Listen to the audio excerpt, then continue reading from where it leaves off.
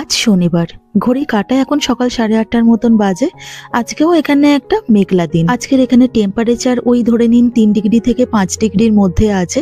প্রচন্ডই ঠান্ডা, আর তার উপরে কনকনে ঠান্ডা হাওয়া বইছে। আমাদের দেশে যেরকম গরমকালটা প্রচন্ড কষ্টকর, তবে শীতকালটা কিন্তু খুব মজার।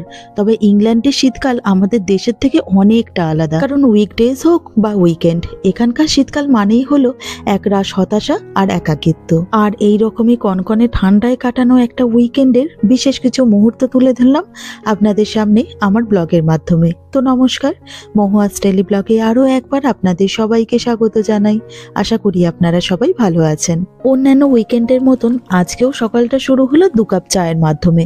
আমার আর সুদীপ্তর জন্য বানিয়ে নিলাম 2 কাপ চা, আর বাচ্চাদেরকে দিয়ে দিয়েছি দুধ। চাটা সবে মাত্র শেষ করেছি, আর তারপরে কিছু লোকজন চলে এলো নতুন সোফা ডেলিভারি দিতে। আমরা ম্যানচেস্টারের এই ফ্ল্যাটটাতে আছি 1 বছর হলো।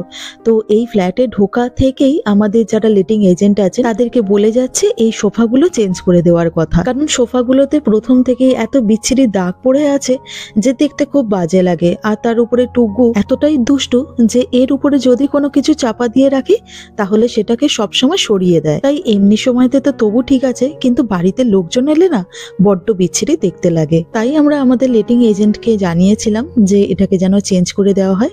তো ফাইনালি 1 বছর বাদে আমাদের সোফাটাকে চেঞ্জ করে দিচ্ছে, মানে দুটো সোফাই চেঞ্জ করছে। তবে একটা আমাদের সোফা ছিল 2 সিটারের আর একটা ছিল 3 সিটারের, আর এবারে যেটা চেঞ্জ করলো সেটা হচ্ছে দুটোই 2 সিটারের। আমরা আমাদের লেটিং এজেন্টকে বলেই দিয়েছিলাম যে একটুখানি যেন ডার্ক কালারের সোফা দেওয়া হয়। তো যাক, ওরা একটা ভালো বেশ ব্রাউন কালারেরই সোফা দিয়েছে। যারা বিদেশে থাকেন তাদেরকে বলছি না, তবে যারা দেশ থেকে ভিডিও দেখেন তাদের উদ্দেশ্যে বলছি, এই যে আমরা ধরুন সোফাটা চেঞ্জ করলাম, এর জন্য কিন্তু আমাদের কোনো পয়সা কড়ি খরচা করতে হয়নি। এখানকার লেটিং এজেন্টরা প্রত্যেক মাসে আমাদের কাছ থেকে এমনিতেই চড়া টাকার বাড়ি ভাড়া নিয়ে থাকেন। তো তাই কোনো জিনিসে যদি প্রবলেম হয় বা কোনো জিনিস যদি পুরনো হয়ে যায়, তো তাহলে সেটাকে চেঞ্জ করে দেওয়ার দায়িত্ব ওদেরই পড়ে।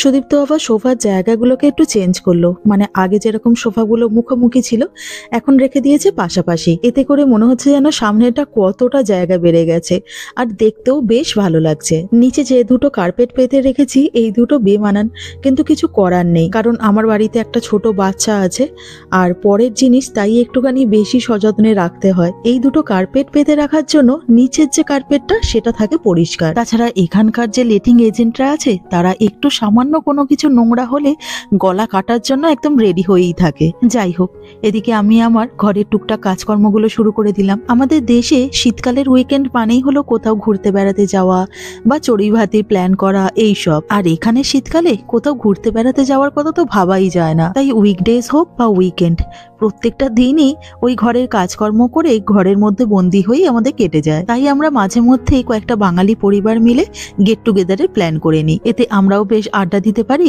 আর বাচ্চারাও খেলাধুলা করতে পারে। তো যাই হোক, এবারে দুপুরবেলা রান্না বান্নাটা চড়িয়ে দিলাম। আজকে দুপুরবেলা একদম সাদামাটা বাঙালি খাবার দাবারের আয়োজন করেছিলাম, কারণ খাওয়া দাওয়াটা তাড়াতাড়ি শেষ করে আজকে আবার যেতে হবে একটু কেনাকাটা করতে। আমার ছেলে আর মেয়ে দুজনেই ডিমের পোচ খেতে ভীষণ ভালোবাসে। তো তাই জন্য 3-4 সপ্তাহ আগে এই এগ পোচারটা কিনে এনেছিলাম। এটা দিয়ে মাইক্রোওয়েভে বেশ ডিমের পোচ বানানো যায়, আর এটাতে কিভাবে আমি এগ পোচ বানাই সেটাই শেয়ার করছি। তো প্রথমে ওই ডিমটাকে সামান্য একটুখানি গরম জল দিয়ে মাইক্রোওয়েভে জাস্ট 1 মিনিটের জন্য বয়েল করে নিয়েছিলাম। 1 মিনিটের বেশি রাখিনি, তার কারণ হচ্ছে ডিম এমনিতেই খুব তাড়াতাড়ি সেদ্ধ হয়ে যায়। এরপরে ওই এগ পোচারের মধ্যে সামান্য একটুখানি তেল দিয়ে ব্রাশ করে নিলাম, তারপরে এর মধ্যে ডিমগুলোকে ফাটিয়ে দিয়ে দিলাম।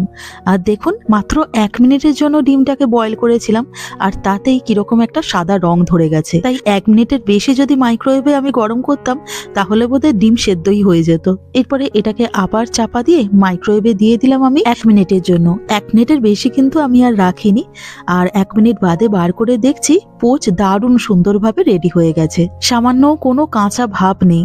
আর এটা একদিকে ভালোই হয়েছে, কারণ বাচ্চারা খাবে, তো কাঁচা ভাবটা থাকলে অনেক সময় তো বাচ্চাদের হয়তো পেট খারাপ হতে পারে। তার থেকে এটাই বেশ ভালো হলো, আর যথেষ্ট হেলদিও, কারণ দেখতেই পেলেন কইটুকুনি তেল এর মধ্যে দিয়েছিলাম। তো বাচ্চাদের জন্য ডিমের পোচ বানিয়েছিলাম, তবে আমার আর সুদীপ্তর জন্য একটুখানি ডিমের অমলেট করে নিয়েছিলাম, কারণ ব্রেকফাস্ট ইচ্ছে হলে আমাদেরও পোচ বানাতাম, তবে যেহেতু ভাতের সাথে খাচ্ছি তো তাই জন্য অমলেট বানিয়েছিলাম। আর আজকে দুপুরবেলার মেনুতে ছিল একদম সোজাসাপটা বাঙালি রান্নাবান্না, পেঁয়াজ রসুন আর শুকনো লঙ্কা দিয়ে আলু ভাতে মাখা, সাথে পেঁয়াজি, ভেজিটেবল মুগ ডাল আর ডিমের অমলেট। ব্যাস এই হলো আজকে আমাদের দুপুরবেলার আয়োজন।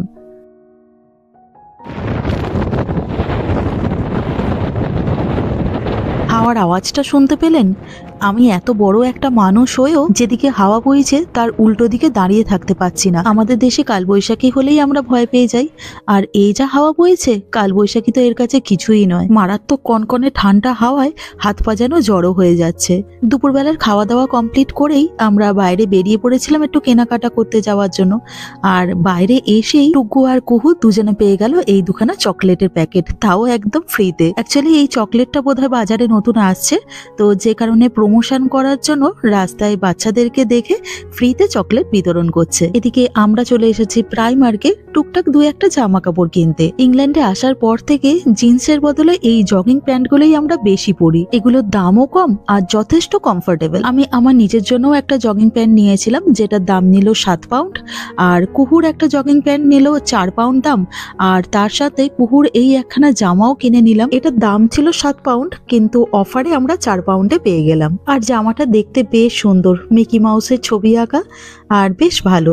এর সাথে টুকগুরও একটা কালো রঙের জগিং প্যান্ট কিনে নিলাম। কি অদ্ভুত ব্যাপার, আমার টুকগুর কুহুর তিনজনেরই কালো জগিং প্যান্ট কিনলাম আজকে। টুকগুর এই প্যান্টটা 3.5 পাউন্ডের মতন দাম নিল। আর এই প্যান্টগুলো অ্যাকচুয়ালি এতটাই মোটা সোটা হয় না, শীতকালে পরার জন্য ভীষণ ভালো। তার উপর কালো রং যেহেতু, তাই স্কুলেতেও পরিয়ে পাঠাতে পারবো। ছেলে এদিকে ঘুমিয়ে পড়েছে, চলো। এটাই মনে হচ্ছে ঠিক হবে। এক্সেসটা অতিরিক্ত ছোট হয়ে যাবে, এটাই ঠিক আছে। এক্সেসটা অতিরিক্ত ছোট হয়ে যাবে, পরে দেখতে পারো। এখন অনেক কিছু এখন সেই জামা এক্সেসটা ঠিক আছে, তাহলে ওটাই নাও। দেখো এটাও বাংলাদেশের, কি অবস্থা। এরপরে চলে এলাম প্রাইমার্কেরই বেডিং সেকশনে। আজকে এখানে এসেছিলাম একখানা সোফা কভার কেনার জন্য, তবে সোফার কভার তো সেরকম ভাবে পেলাম না। তার বদলে ভাবছি এই টাওয়েল টাইপের জিনিসগুলোই নিয়ে যাব, আর দামটাও যথেষ্ট কম, 4 পাউন্ড করে মাত্র দাম। তাহলে দুটো নিচ্ছি, তাহলে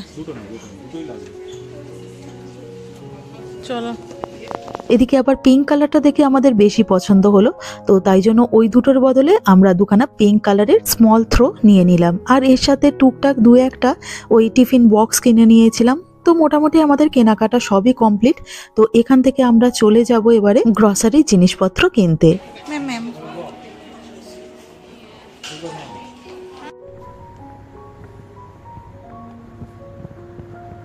হাওয়াটা এই মুহূর্তে একটু হলেও কম আছে। তো যাই হোক, আমাদের কেনাকাটা সব কমপ্লিট হয়ে গেছে। তো এবারে বাড়ির পথে রওনা দিলাম। বাড়িতে ফিরে এসেই আগে সোফাটাকে ঢাকা দেওয়ার কাজ শুরু করে দিলাম। এই সবেমাত্র নতুন সোফা আমাদের দিয়ে গেছে, আর এই বাড়িতে আমরা কতদিন থাকবো তার তো কোনো ঠিক ঠিকানা নেই। এমনিতে তো বাড়িটা আমাদের ছাড়বার এতটুকু ইচ্ছা নেই, কারণ বাড়িটা এমনিতেই খুব সুন্দর, আর তার উপরে হাতের কাছে সমস্ত রকমের সুযোগ সুবিধা। তবে প্রতি বছর যে হারে ভাড়া বাড়াচ্ছে, তাতে জানি না কতদিন এখানে থাকতে পারবো। তো যাই হোক, নতুন সোফা, তাই এটাকে আগে ঢাকা দেওয়ার ব্যবস্থা করলাম। কারণ আমার ছেলে এমনিতেই প্রচন্ড দুষ্টু, কোথায় কি আঁকিবুকি কেটে দেবে, বা হয়তো কোনো জিনিস ফেলেই নষ্ট করে দিল। তো তাই জন্য আগে চাপাটা দিয়ে দিলাম। যদিও পুরো সোফাটাকে আমি কভার করতে পারলাম না, যেমন এই উপরের কুশনগুলো কোনোভাবেই চাপা দেওয়া গেল না। তো ওগুলো অতটা না নোংরা হয় না, কিন্তু যে জায়গাটায় আমরা বসি সেই জায়গাটাই একটু বেশি নোংরা হয়, তাই এই জায়গাটাকে আগে চাপা দেওয়ার ব্যবস্থা করলাম। পরে যদি পুরো জায়গাটাকে কভার করতে পারি, মানে সেরকম যদি কোনো কভার পেয়ে যাই, তো তাহলে আবার কিনে নেবো। ছোট টাওয়েলগুলো যে কিনেছিলাম সেগুলো বেশ ভালোভাবে ফিটও করে গেছে, আর দেখতেও বেশ ভালো লাগছে জায়গাটা। আজকে সবে মাত্র সন্ধেবেলার জন্য এই কয়েকটা স্ন্যাক্স ভেজেছি। আর আমাদের বিল্ডিংয়েই, মানে আমাদের পাশের বাড়িতেই বলতে পারেন, যারা থাকে তারা আবার বলল যে রাতের বেলার ডিনার ওদের বাড়িতে করতে। আমাদের এরকম মাঝে মধ্যেই হয়, হয় আমি ওদের বাড়িতে চলে যাই, না হলে ওরা আমাদের বাড়িতে চলে আসে। ঠিক আছে, হয়েছে হয়েছে হয়েছে, চলো। টুকু আর নয়, চলো। তাই আমাদের ভেজে রাখা স্ন্যাক্সগুলো ওদের বাড়িতে নিয়ে এসেছিলাম। আর ওরা আবার সন্ধ্যেবেলার জন্য চিকেন প্যাটিস আর ফিশ চপ টাইপের বানিয়ে নিয়েছিল। এই যে ফিশ চপটা, এটা হচ্ছে রেডিমেড কিনতে পাওয়া যায়, তবে চিকেন প্যাটিসটা কিন্তু বাড়িতে বানানো। আর ডিনারে ছিল চিকেন বিরিয়ানি, আর এটা স্বাদ হয়েছিল দারুণ।